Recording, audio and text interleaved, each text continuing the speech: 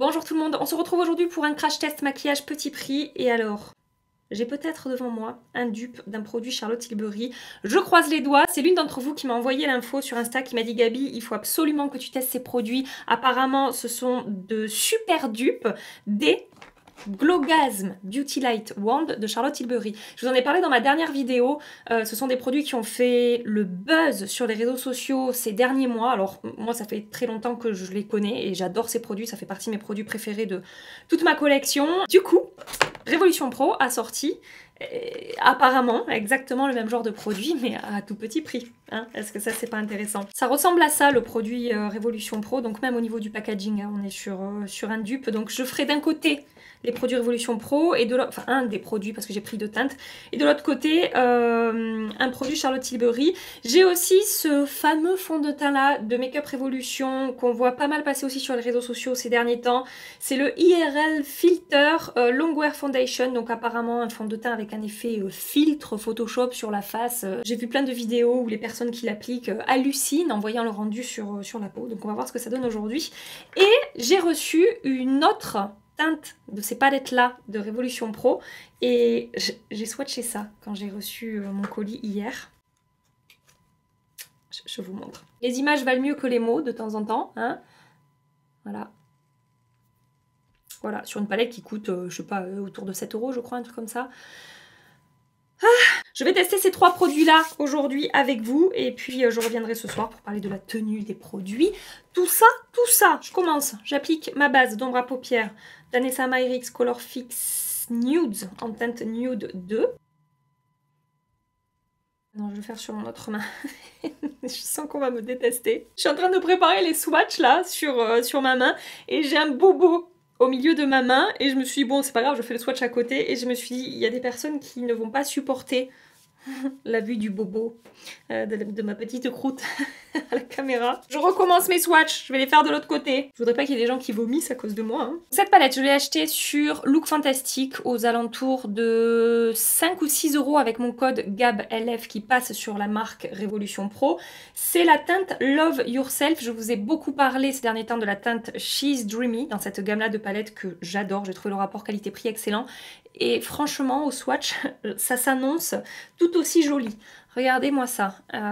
Les lumineux sont fondants, crémeux, pigmentés. Ce rose-là, métallisé avec quelques petites paillettes très légèrement. C'est surtout métallisé. Mais voilà, je trouve ça très beau. Les mats swatchent très bien. Et j'aime beaucoup cette harmonie de teintes. Celui-là, je me dis même qu'en enlumineur, ça peut fonctionner. Parce que la texture est ultra fine et sans paillettes. Et ça peut peut-être faire l'affaire. Faudra que je teste ça, pas aujourd'hui parce que j'ai d'autres produits de teint à tester. Mais voilà, ça swatch vraiment très très bien. Donc écoutez, c'est parti. Je commence par prendre cette teinte. Pinceau 01 de la marque Refer. J'applique la teinte dans mon creux et au-dessus de mon creux en teinte de transition. Appliquer, estomper en 3 coups de pinceau. Hein. Même les mats, les lumineux, c'est ce qui me plaît le plus dans ces petites palettes parce que ils sont vraiment très beaux. Mais les mats sont réussis également. En tout cas, dans la palette She's Dreamy, les mats travaillent super bien. La pigmentation est tout à fait correcte.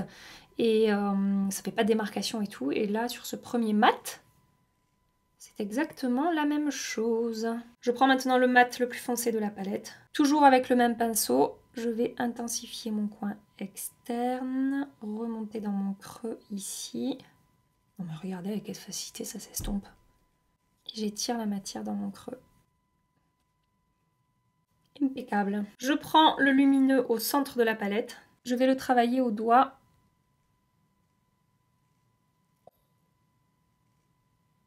Vous voyez ce que je vois?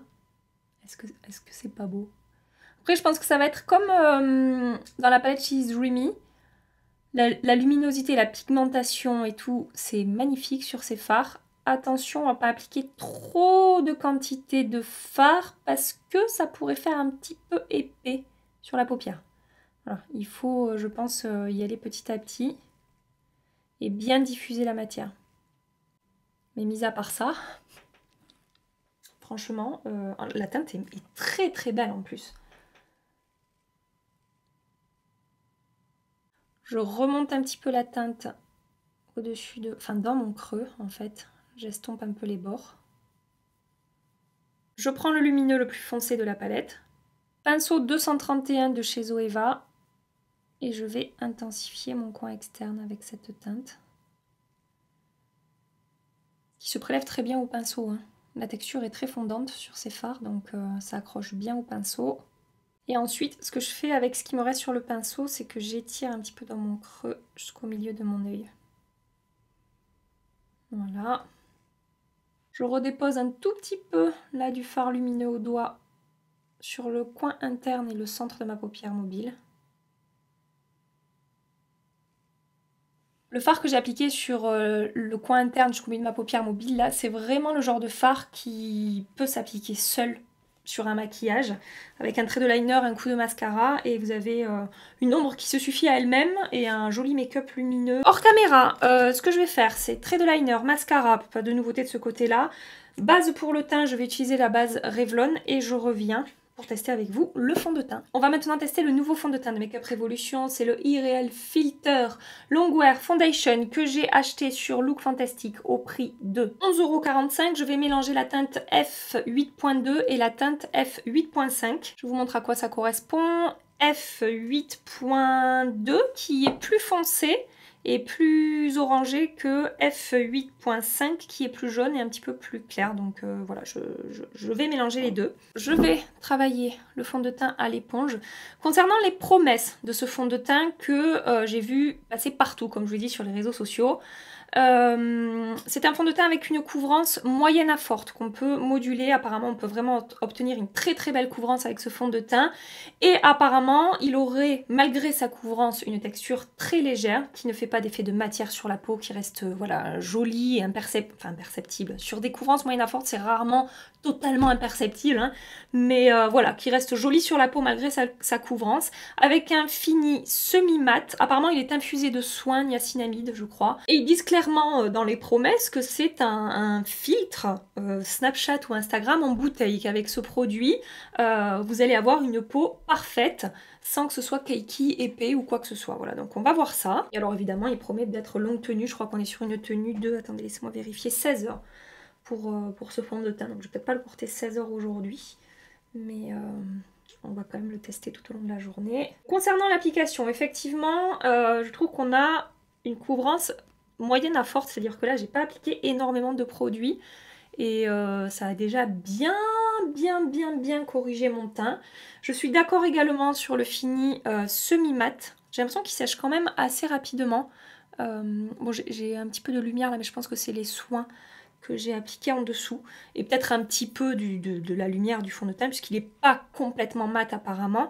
Regardez, je vais essayer de moduler là sur mes deux rougeurs.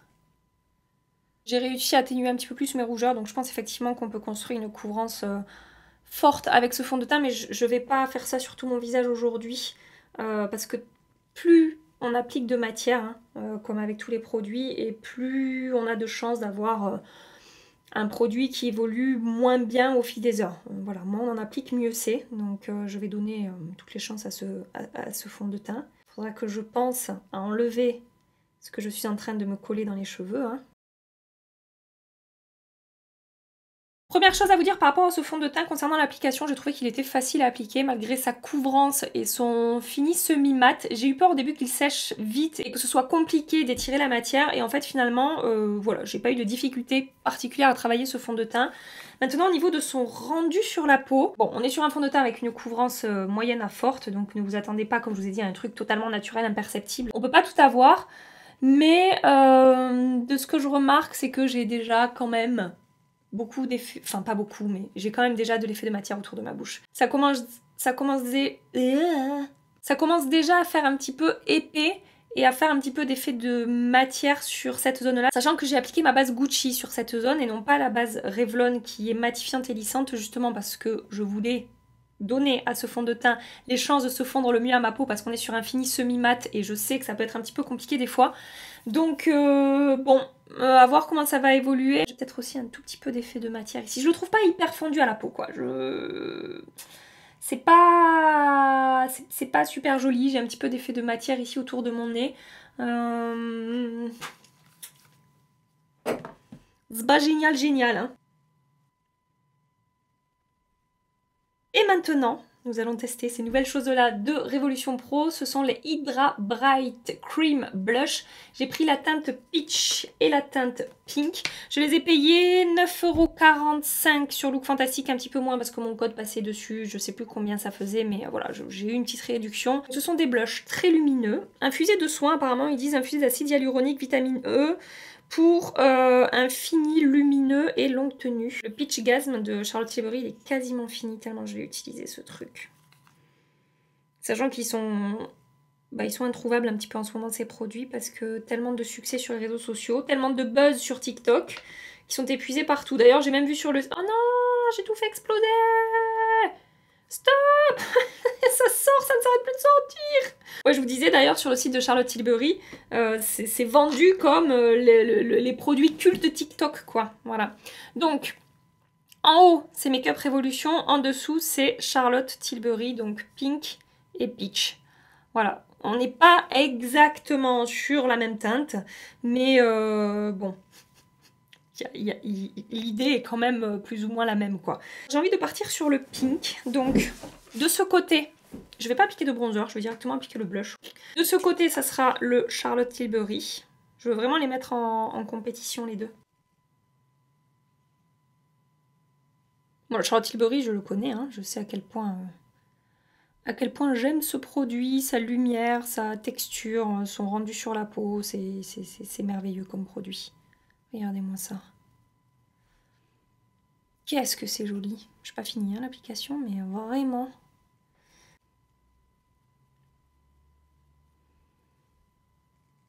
Je mettrai du bronzer après, quand j'aurai poudré mon teint. Je veux vraiment que vous puissiez vous rendre compte du rendu du produit. Hop. Voilà, donc le blush Charlotte Tilbury, ça donne ça. Et de l'autre côté, donc, on part sur le Make Up Revolution. Non, Révolution Pro.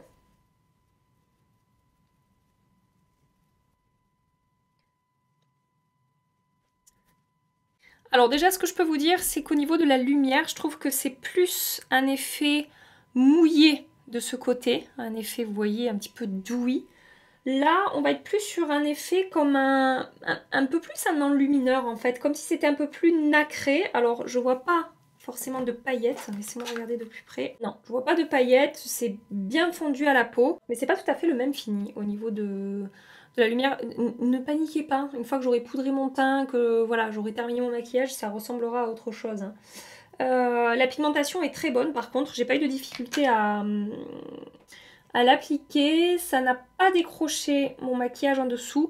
Par contre, définitivement, ça marque plus ma texture de peau de ce côté que de ce côté où c'est beaucoup plus fondu. On a une texture qui a beaucoup mieux fusionné à la peau là que là où je trouve ça reste un petit peu plus en surface. On a moins un effet imperceptible au niveau de la texture sur le Make Up Revolution. Attention, ça fonctionne, hein, je suis pas en train de dire que c'est pas joli, mais je vous donne tous les points de comparaison par rapport à ce que je suis en train d'observer. Et c'est français ce que je viens de dire ou pas? Je sais pas, vous avez compris, je suis en train de vous donner tous les détails, quoi, voilà, que je suis en train d'observer. C'est bien, mais je préfère ça. Voilà, à comparer, franchement... Et je trouve qu'au niveau du fini, on n'est pas exactement sur la même chose. Je pense que ça se voit au niveau de la lumière et du fondu sur la peau. C'est pas exactement pareil. Je vous l'accorde, le prix n'est pas exactement pareil non plus. Hein. Voilà, c'est... Si vous n'avez pas le budget pour ça, ça peut tout à fait faire l'affaire de ce côté. Après, on va voir au niveau de la tenue. Hors caméra, je vais terminer mon teint, poudre tarte, et je vais appliquer un petit peu de bronzer. Je vais utiliser le bronzer Charlotte Tilbury dans la palette Glow Gasm, là. Non, Nude Gasm, celle-là, c'est la Nude Gasm. Et je reviens avec vous. Concernant le fond de teint, c'est de plus en plus compliqué. J'ai poudré légèrement, j'ai vraiment essayé de ne pas prélever trop de matière. Parce que vu qu'il a déjà un fini semi-mat, je veux pas rajouter un effet sec par-dessus. Et franchement, autour de ma bouche, c'est épais. Il y a de l'effet de matière et c'est pas super joli sur mon nez aussi. Même sur des zones où normalement je n'ai jamais de problème, genre sur mon front ou quoi, ou sur mes joues ici. C'est moins marqué qu'autour de ma bouche, mais je trouve quand même que c'est pas hyper joli. Et ensuite concernant les blushs, regardez la lumière là une fois poudrée du produit Charlotte Tilbury et là le produit Révolution Pro, ça fonctionne mais encore une fois c'est moins joli au niveau de la texture de ce côté que de ce côté, la lumière est plus jolie de ce côté que de ce côté. Voilà, donc je vais terminer mon maquillage des yeux. Et je commence par prendre le mat le plus clair de la palette. Pinceau JH41, j'applique cette teinte tout le long de mon ras de cils inférieur, hein, tout simplement.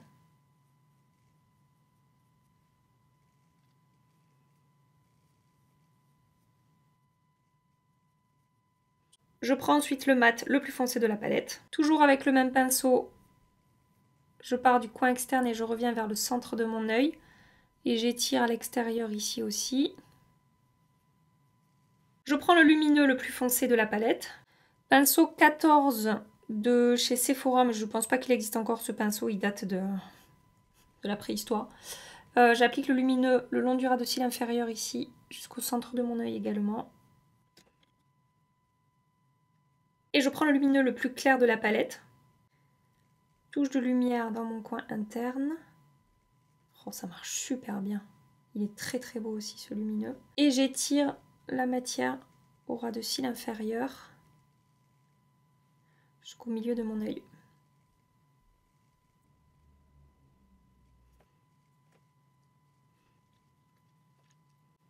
C'est Gloss Maybelline quand même, c'est quelque chose. Hein.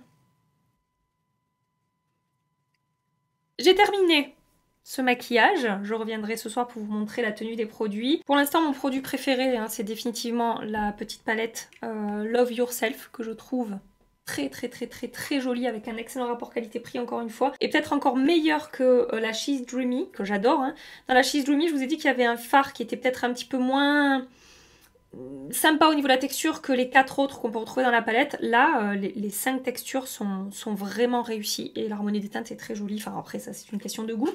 Ensuite le blush, comme je vous ai dit, c'est bien. Mais c'est pas validé à 100% en termes de dupe du Charlotte Tilbury parce que là d'avoir appliqué les deux à côté, je trouve que la différence est assez flagrante au niveau de l'effet de texture que je vais avoir sur la peau. Ça fonctionne, ça reste joli, c'est pas un produit que je ne peux pas porter. Mais là c'est tellement fondu en fait que voilà, je vois un petit peu de différence. À tester sur un autre fond de teint, vraiment, parce que le fond de teint par contre ça ne va pas. Ça ne va pas, donc évidemment je continuerai les tests et je testerai sur un fond de teint plus hydratant qui se fond mieux à la peau. Peut-être que ça changera complètement la donne au niveau du rendu. Voilà, écoutez, je vous laisse ici pour le moment. Je vais aller faire du montage, etc. Je dois aller à l'espace de coworking. J'espère qu'on va pas m'approcher de trop près parce qu'on va se dire non mais celle-là elle est youtubeuse beauté et elle s'est mis du plâtre à la truelle sur la gueule quoi. Je vous fais des bisous hein, et je vous dis à ce soir. Voilà.